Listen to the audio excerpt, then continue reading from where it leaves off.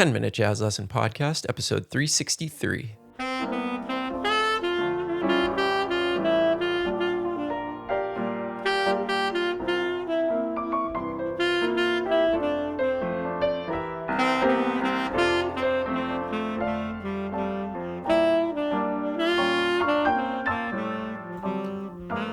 Hey everybody, welcome back into episode 363 of the 10 Minute Jazz Lesson Podcast. If you are new to the show, welcome in, and if you are a returning listener, we're so glad to have you back. So we're going to continue our series on tune-based learning by, of course, taking a look at Donna Lee again this week, and we're going to come at it from a completely different angle. Last week we did some horizontal playing, scale-based playing. This week we are going to do some vertical playing, which is based off of the arpeggios and the chord tones that go along with this song. Of course, as always, before we jump into the show, just wanted to remind you this is a listener-supported podcast. We do not take advertisers on this show. Instead, we rely on people like you to support us in the form of a small monthly donation. And in return for that, you do get a PDF for every single episode, along with audio examples and all sorts of great educational material.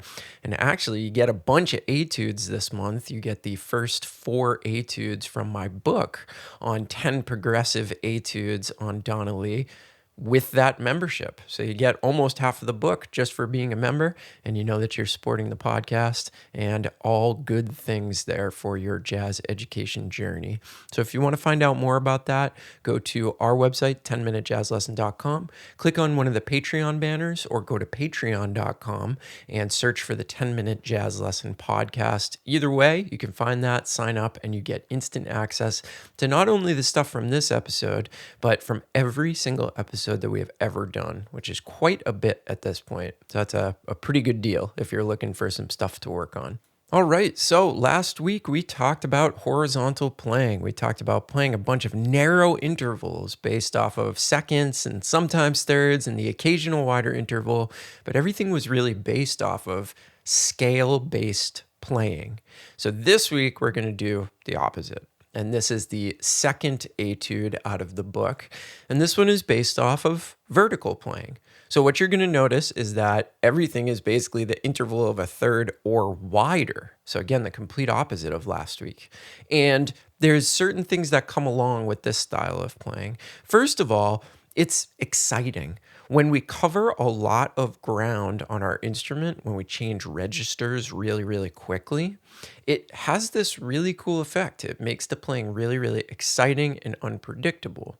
Now, of course, if that were the only thing that we did, exciting and unpredictable would turn into boring and predictable, right? So even though this is a little bit more of an exciting form of playing, and I think you'll notice that in the etude this week, you do not want to do this 100% of the time. Remember, what we are trying to do is we are trying to take a very unbalanced approach to playing over a tune. We're trying to get a certain idea in our mind, and we're trying to really hammer that idea. And this is something that we should talk about. Your practice time should be, in a lot of cases, pretty unbalanced. And the reason for that is that if you take all of these unbalanced approaches and you really hammer certain topics in your practice time and develop the skills to do really, really specific things, then when you play, your goal should be to put together all of those unbalanced skills, your ability to do one thing really, really well. You should put all of those different skills together into obviously a really balanced way of playing. So the way I look at it is my practice time and the way I should sound in the practice room should be very unbalanced. You should hear me working on one thing to death. And then if you were to go to my gig that night, hopefully you would hear a bunch of those different concepts that I have worked on really, really, really deeply come together into a really balanced solo. And this is hard to do. Like, it's not something that's super easy to do, but over the years, if we're practicing correctly, if we're practicing a whole bunch of different really great things, eventually it will start to sort of coagulate into these really balanced solos. So there's just a word of practicing, and you will notice that these etudes are extremely unbalanced. All right, so let's talk about this second etude, this vertical based etude. So what you're going to notice is I have exclusively stuck to 1, 3, 5, 7, and sometimes 9. And that's it. That is all I am using. And I think, well, I hope what you notice is when you hear the etude, you go, wow, that's actually a really cool sounding etude, only being able to use 1, 3, 5, 7, and sometimes 9. And I want to talk about some of these things because a lot of the time when I tell my students, all right, you're only allowed to use 1, 3, 5, and 7, they go, oh, it's so boring to just be able to use 1, 3, 5, and 7. And their solos end up supporting that statement. When I hear them play, yeah, it's not very exciting. But I want to tell you about a very, very simple idea that's going to completely change that for you. Okay. What I will hear a lot of the time when students play a chord tone based solo, 1, 3, 5, and 7, is that every interval will end up being a third. And there's a very, very simple reason for that. And the reason is they never cross the octave. They will keep their entire solo over every chord confined to one octave, meaning that they will just play 1, 3, 5, 7, and then they'll come back down. And their solos end up being very, very predictable because they're all the interval of a third. The interval between all of those chord tones is some kind of third. Now, how do we change that? How do we get a different interval in there when we're just using 1, 3, 5, and 7? Well, all we have to do is cross the octave. So if I were to play a concert C7 arpeggio, what most people will do is they'll go like this. And what that is just 1, 3, 5, 7, and then back down. So you hear all the intervals are a third. So if you solo with that,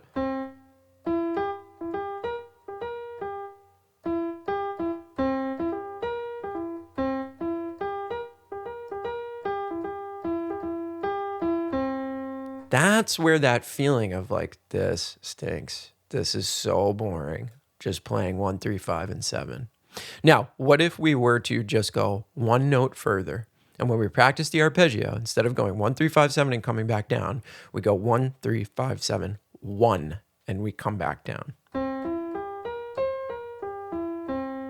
This does a couple of things for us. The first thing it does is it gets us thinking outside of just one octave. It presents the possibility that we can go and play a bunch of octaves if we want to. We don't need to limit ourselves to one octave just because we're playing chord tones. Nobody said that. It also, maybe more importantly, injects the interval of a second into the equation so that we are breaking that pattern of only playing thirds. And now there's 1 second mixed in that makes all the difference in the world. So now if I'm soloing with a concert C7 arpeggio, but I'm crossing the octave and there's the presence of a second in there, check out how much cooler it sounds.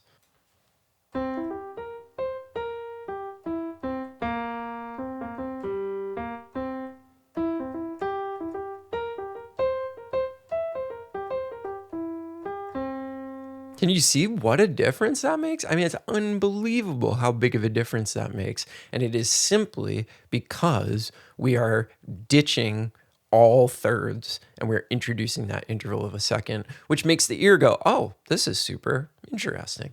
Okay, so that is also what I've strived to do over this second etude. You're going to notice that it's a lot more interesting. And sometimes you might go, well, there's no way he's just using 1, 3, 5, and 7. But that is the case. Every once in a while, I throw a ninth in there. Over the 6 chords, I use the 6 instead of the 7th. But that's about it. Everything else is just 1, 3, 5, and 7. But I'm being as creative as possible with those notes and trying to think about them from every angle. So let's check out the etude.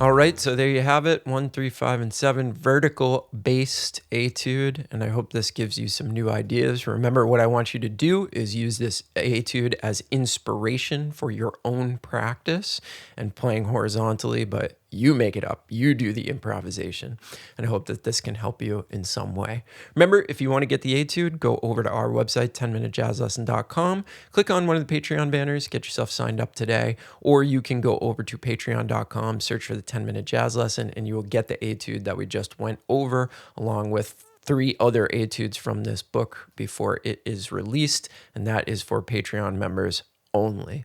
So consider going over there and checking that out. Very small monthly donation, and you get a whole lot of stuff in return for that, and you support the podcast. All right, hope everybody's doing well out there, staying safe and healthy, and we will talk to you soon. Have a good weekend, everybody. Bye.